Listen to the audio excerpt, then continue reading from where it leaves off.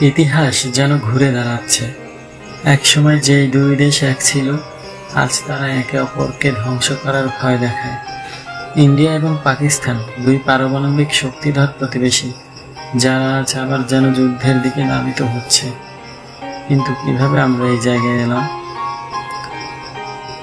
1947 সালে ব্রিটিশদের হাত থেকে স্বাধীনতা পেল দক্ষিণ এশিয়া, কিন্তু সেই স্বাধীনতার রক্তিম ইতিহাস ছিল বিভক্তি আর বিদ্বেষে ভরা। ভারত ও পাকিস্তানের জন্ম এক ভয়াবহ সাম্প্রদায়িক দাঙ্গার মধ্য দিয়ে, আর সেই সময় থেকে দুই দেশের মধ্যে তৈরি হয় শত্রুতার বীজ। 1947, 1965 এবং 1971 তিনটি রক্তক্ষয়ী যুদ্ধ তার প্রমাণ।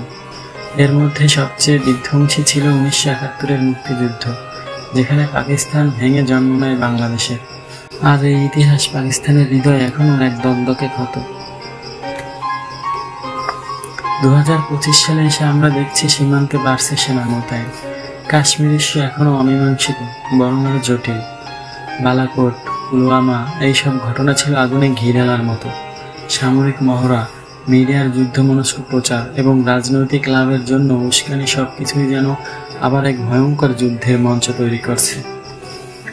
ভারতের জাতীয়তাবাদী রাজনীতি এবং পাকিস্তানের সেনা নিয়ন্ত্রিত প্রশাসন, দুপক্ষই যেন নিজেদের জনতাকে দেখাতে চায় আমরাই শক্তিশালী।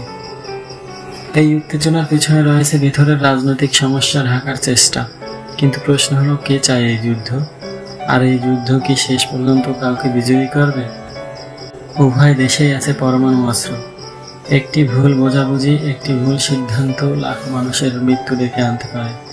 বিশ্বজুড়ে কূটনীতিকরা উদ্বিগ্ন, কারণ দক্ষিণ এশিয়ার যুদ্ধ মানেই পুরো দুনিয়ার জন্য বিপদ।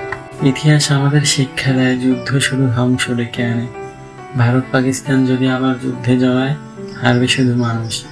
এই সময় প্রয়োজন শান্তির, সংলাপের এবং ইতিহাস থেকে শিক্ষা নেয়া, কারণ অতীতের রক্ত যেন আর নতুন প্রজন্মকে না ছোঁয়। এটাই হোক আমাদের প্রার্থনা। যুদ্ধ নয়, ইতিহাস হোক আমাদের শিক্ষা। শান্তি থাকুক দুই দেশের হৃদয়ে।